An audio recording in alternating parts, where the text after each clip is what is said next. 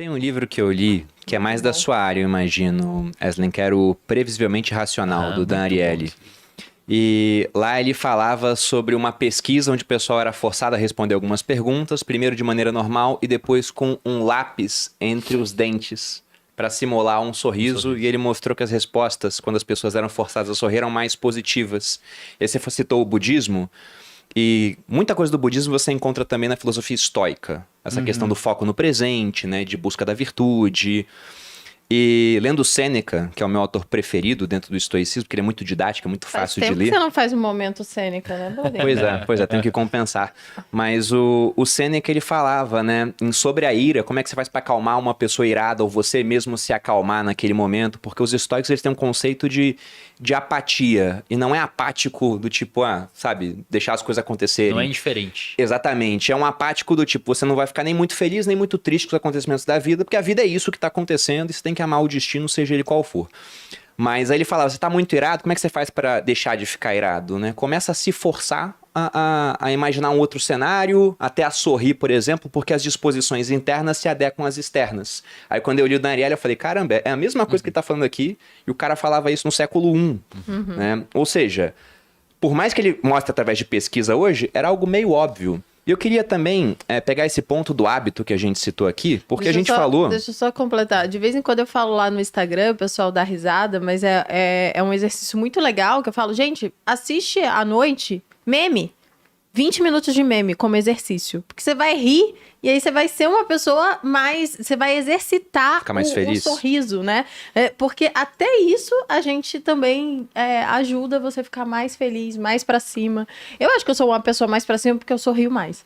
E eu faço isso forçadamente às vezes. Hoje em dia não, né? Hoje em dia eu sorrio mesmo. Mas antigamente, tipo, e se eu vou lá, eu sorrio. Eu acho que uma coisa alimenta a outra. Você é mais pra cima porque sorri mais, ou você sorri mais porque é mais pra cima? É meio que um ciclo. É um ciclo. Vocês falaram de coisas muito importantes. Você falou de estoicismo. Eu vou te contar uma historinha sensacional. Diga. Pelo menos eu achei sensacional.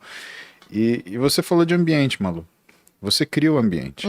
Eu acho o ambiente uma coisa fundamental. Eu vou te falar uma coisa, por exemplo, que me ajudou muito. Eu tirei, por exemplo, os livros que eu deixava no meu quarto de dormir. Eles ficavam numa posição onde eu olhava para eles toda noite antes de dormir. Eu não conseguia dormir. Ficava imaginando. Porque eu ficava pensando. Ele ficava te deixando nervoso. Dialogando com ele. E aí, no livro tá blá, blá, blá, blá, blá, blá. E eu me lembrava alguma coisa que eu queria estudar. E isso atrapalhava meu sono. Bom, eu tirei, e aí o que eu fiz? Eu montei o meu escritório do jeito que a biblioteca, eu fico sempre de olho para ela. O que acontece? Eu criei uma âncora. Então, às vezes o paciente está falando comigo, ele tem um diagnóstico, eu olho para o livro, tá no capítulo 5 do livro do Lúcio Vilar, assim assado. E é muito esquisito isso, porque aí você puxa isso, e a memória é muito curiosa, né? Ela começa a abrir, você começa a ver o resumo que você fez e não sei o quê. E veja que a questão da dominação do ambiente, de você trocar de lugar, trocar de contexto, você transforma uma coisa positiva em negativa. Sim. E transforma uma coisa negativa em positiva também. Do estoicismo. Cara, eu acho taxista fenomenal. Eu adoro conversar com taxista. Existe ambiente mais tóxico do que trânsito? É um inferno. É bem ruim. Bem ruim. Principalmente numa grande cidade. Então, para você manter a sua sanidade mental, cara, você tem que ser muito bom. Você tem que ter princípios muito rígidos. Eu tava voltando do aeroporto um dia, seu Carlos. Boa pessoa, a gente tava conversando, papapá, e o seu Carlos contando a vida dele, eu escutando. E eu acho taxista muito curioso, né? Porque o pessoal da neurociência que estuda memória, por exemplo, mostra que os profissionais que têm maior memória são os taxistas. Tem um estudo sobre Londres, né? Exatamente. Cara, esse estudo. Exatamente. Eles são os que têm o maior hipocampo e mais funcionante. Porque ele tem que lembrar o nome da rua, onde ela fica, como chegar nela, né? Com a mão. Um adendo. Aqueles que foram aprovados na prova. Exatamente. Os que não estudaram, o cérebro não mudou. Mostrando pra galera que quando você foca e estuda, o seu cérebro muda. Só... Exatamente. Perfeito. Ai, como é bom fazer podcast com ele. Vamos fazer um Ellencast. E aí, de repente, cara, passou um motoqueiro voando, cortando todo mundo. E o seu Carlos, ele tava trocando de faixa, com sinal, e assim, como você imaginaria que um seu Carlos faria. Deu sinal, 3 segundos, começou a virar devagar.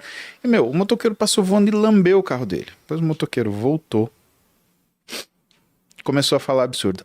Quem que você tá pensando que você é? O que você tá querendo fazer? Aí ele pegou, abaixou a janela, falou assim, e você? O que você tá querendo fazer que as pessoas na sua casa que te amam estão te esperando?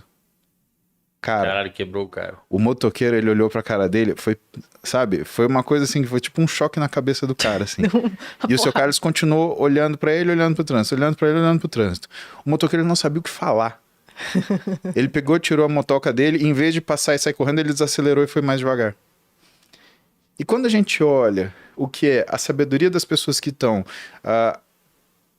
eu acredito até que se recriando para conseguir viver num ambiente de estresse extremamente tóxico e conseguir sobreviver a ele, e não só sobreviver, mas conseguir subjugá-lo, né, para você conseguir ser feliz. Imagina você chegar com essa carga em casa, ou então você sair para trabalhar e falar, putz, eu vou ter que aguentar aquilo lá. Cara, elas têm muita coisa para te ensinar no sentido crítico de você lidar, por exemplo, com a sua raiva, de você lidar com a sua ira.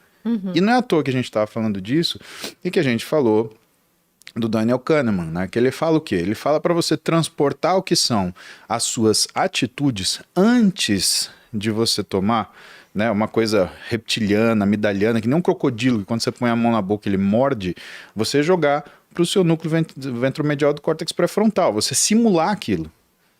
Simula antes. Peraí, o que eu vou fazer aqui? Né? Será que o resultado é esse mesmo que você quer? Porque dentro do conceito de alta performance, que nem a gente estava falando, não é o que você consegue fazer, é o resultado que você obtém. Alta performance é resultado. Então, como a gente está muito acostumado em falar em meios, né, principalmente na medicina, o importante é o meio, a gente não domina o resultado. A obrigação do médico é dar o melhor meio possível. Né? A gente não consegue controlar ainda a vida humana, falar você vai morrer, você vai viver, eu garanto que você vai sobreviver. A gente às vezes lida emocionalmente com isso, mas racionalmente você não tem esse poder, você não tem essa capacidade. Você pode ser o melhor médico do mundo, né? Então você tem que oferecer meios. Mas quando a gente fala de alta performance, a gente está falando em resultados. E o resultado nem sempre é aquilo que você imagina frente àquilo que você pode colocar nele na sua produção. E quando você escolhe os meios adequados, aí vem o estoicismo, vem a virtude, vem a concentração, vem a sabedoria, é que você consegue oferecer resultados melhores. Mas comparados a quê? Comparado ao quanto aquilo se adequa a você. Nem sempre aquilo que a gente quer também é o que é melhor para a gente.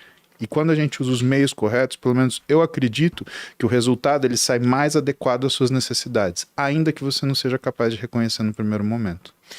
Quando você vai ver também, isso é interessante, porque é difícil, assim, tem algumas pessoas que se preocupam em entender a alta performance. Normalmente a alta performance ela é mensurada na parte de físico, porque é uma mensuração mais objetiva. Então, é visual, né? Você mensura ali o tempo que o cara levou para fazer tantos metros e tal. Então é um indicativo mais preciso. Mas alta performance na vida, em empresa, em cenários de relacionamento e tudo mais, parece que ser a pessoa mais inteligente não prediz isso. Parece que ser o que tem maior controle emocional prediz. Concordo. Então, a pessoa que quer ter algum tipo de auto performance ou quer buscar uma auto performance, parece interessante que ela tenha um córtex pré-frontal, ventromedial principalmente, e dorso lateral bastante avantajado, bastante usado. Tem uma série de estudos mostrando que pessoas que têm uma maior tendência de serem presas, pessoas que têm uma maior tendência de cometerem delitos, normalmente você vai avaliar a funcionalidade das funções executivas do córtex pré-frontal, elas estão um pouco mais reduzidas, seja lá qual for o motivo, lesão, acidente, enfim. E quando você vai ver pessoas que têm um certo grau de racionalidade, capacidade de simular a situação e tomar decisões que não sejam de forma impulsiva, são pessoas que tendem a ter algum tipo de traquejo e flexibilidade em lidar com situações que podem potencializar o alcance dela dentro de um tipo de tarefa. Eu acho que um exemplo ótimo para isso é a internet. Se você for uma pessoa que for muito emocionada, você não sobrevive na internet.